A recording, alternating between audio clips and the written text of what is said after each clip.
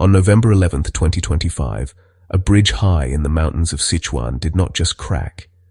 It crumbled in seconds, giant concrete spans folding and dropping into a river as a thick wall of dust exploded into the valley. This was the Hongqi Bridge, a showpiece structure on a national highway linking central China to Tibet, opened to traffic earlier in 2025 and promoted as a symbol of modern engineering and regional development. Less than a year later, the world was watching clips of it collapsing in real time. By the time the structure failed, the deck was already closed. Police had blocked access, traffic was diverted, and no one died. That single fact changed the headline from mass tragedy to miraculous escape. But it also made the deeper question even more unsettling. If a brand new flagship bridge can be shut down one day and lying in pieces the next, what does that say about the hidden risks in megaprojects across China and around the world?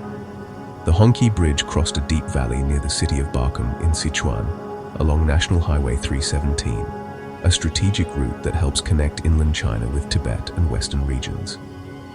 At roughly 758 meters in length, or about 2,487 feet, it sat inside a larger rerouting project intended to shorten travel times, reduce dangerous mountain driving, and stimulate trade and tourism across about 32 miles of upgraded road. Construction took around 19 months. Local authorities and the main contractor, Sichuan Road and Bridge Group, celebrated its completion with drone footage, ribbon cuttings, and glowing reports about a safer and faster future for the region. For residents and drivers, it looked like a clear win. So how do you go from proud opening ceremony to catastrophic collapse in under a year? To understand that, you have to rewind to the day before the disaster. On November 10, 2025, engineers and local officials noticed worrying signs near one end of the bridge. Cracks appeared in slopes around the approach, damage was spotted in the road surface, and there were hints that the mountainside itself might be shifting. In a region known for steep terrain, heavy rain, and seismic activity, those warnings were taken seriously. Authorities closed the bridge to traffic, blocked off the area, and began checking the site. That decision, made before the dramatic footage everyone later saw, is the main reason the collapse did not become a mass casualty event. The next afternoon, the fear became reality. A landslide tore through the approach embankment, the ground beneath the approach road gave way, and a major section of the Hongqi Bridge dropped into the valley below in a chain reaction. Video released and verified by major news outlets shows the deck tilting, piers giving way, and sections of concrete falling into a cloud of dust as the structure tears apart. Official statements point to a landslide that destroyed the roadbed and approach, which then triggered the partial collapse of the spans above. Some analyses also mention potential structural weaknesses under review, but at the time of reporting, those ideas remain under investigation rather than confirmed fact. On the surface, this looks like a story of geology. A dangerous slope fails and takes the bridge with it. But that explanation opens up an even bigger question. Was this simply brutal bad luck in a harsh mountain environment? Or did the way the project was planned, designed, and built help create the conditions for failure? To answer that, we have to zoom out and talk about how bridges and landscapes interact. At a glance, it might feel like the bridge itself failed. People expect to see steel and concrete break. In reality, what gave way first was the ground. Engineers call this a geotechnical failure, where the soil or rock supporting a structure loses strength and can no longer carry its load. A bridge can be beautifully designed on paper, but if the foundation rests on unstable slopes or fractured rock, the real threat is below the surface. When a slope fails, the supports move, the deck tilts, joints crack, and the structure can collapse even if the visible materials meet every standard. In valleys like the one under the Hongqi Bridge, several forces can quietly push a slope toward disaster. Water from heavy rain or rising reservoirs seeps into cracks, adds weight, and increases pressure inside the ground. That pressure reduces friction along hidden slip surfaces, the layers where one mass of rock can slide over another. Over time, tiny movements can build up until one day the slope suddenly lets go. Some early expert commentary on the Hongqi case points to the nearby Shuangjiangku hydropower project and its reservoir as a possible contributing factor. When reservoirs fill, water levels rise against the valley sides, changing stresses inside the slopes. Combined with natural fractures, rainfall and gravity, that can tip a marginally stable slope into outright failure. In other words, a bridge that once looked secure may become vulnerable as the environment around it evolves. Of course, none of this is news to geologists or bridge engineers. They spend careers thinking about slope stability, reservoir effects, earthquakes, and long-term ground movement. Which pushes us to a harder question. If everyone knows these risks, why do failures keep happening? The Hongqi Bridge is not an isolated fluke. It sits inside a wider pattern of infrastructure incidents in China over the past 2 decades. In August 2025, a bridge under construction over the Yellow River in Qinghai province collapsed during cable tensioning work, killing workers and injuring others. Investigations focused on construction procedures, safety oversight, and the stress stages of the structure. Go back several years and you find disasters like the Yangmingtan Bridge ramp collapse in Harbin in 2012, where part of a flyover fell only months after opening. That event was linked to overloaded trucks and possible design and construction issues. Over a 10-year span, Chinese authorities recorded dozens of bridge collapses tied to overloaded vehicles, prompting campaigns to crack down on illegal freight weights and raise awareness of the damage they cause. Academic reviews of bridge failures in China place the causes into 2 broad groups.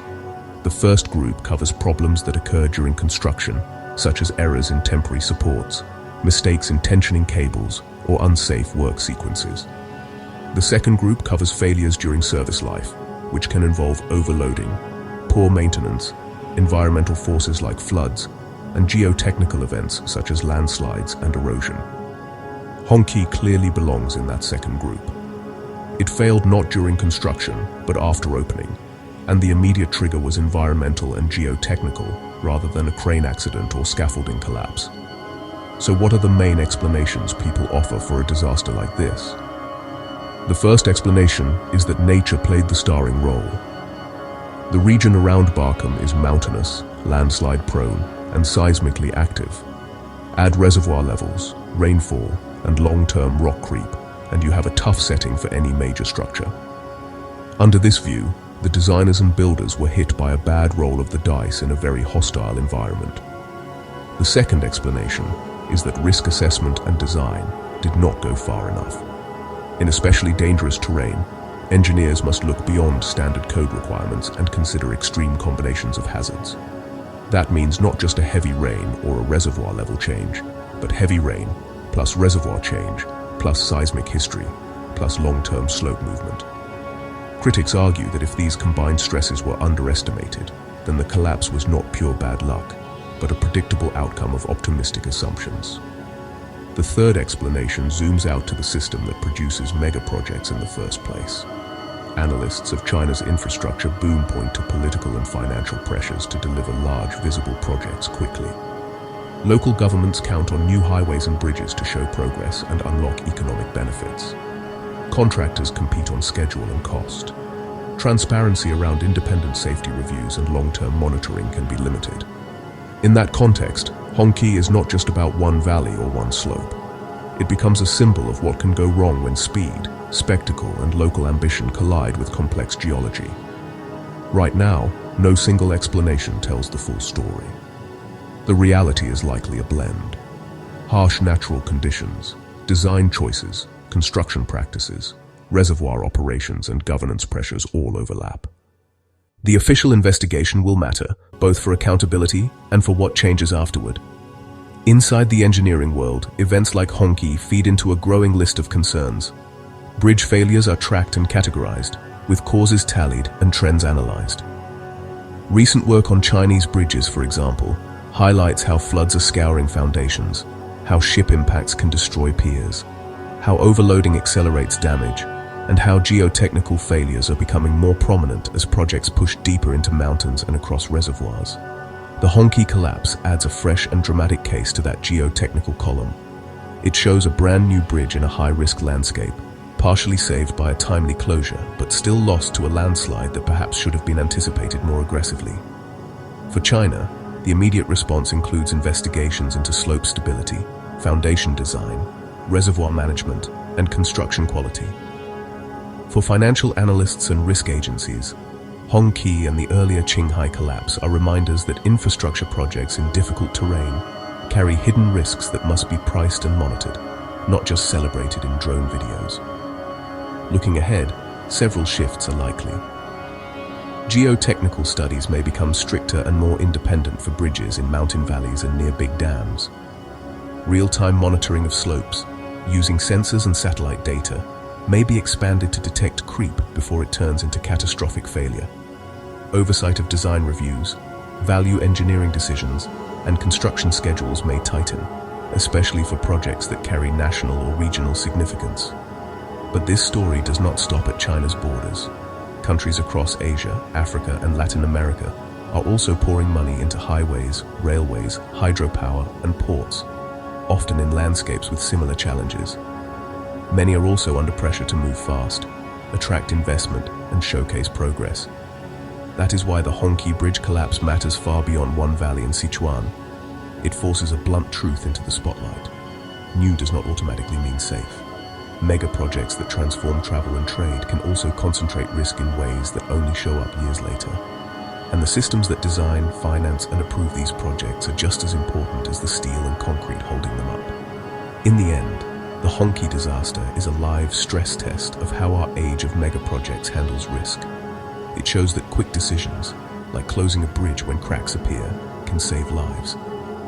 It also shows that the deeper choices made years earlier about site selection, design margins, and long-term ground behavior can decide whether a structure truly belongs in the future or is quietly counting down to failure.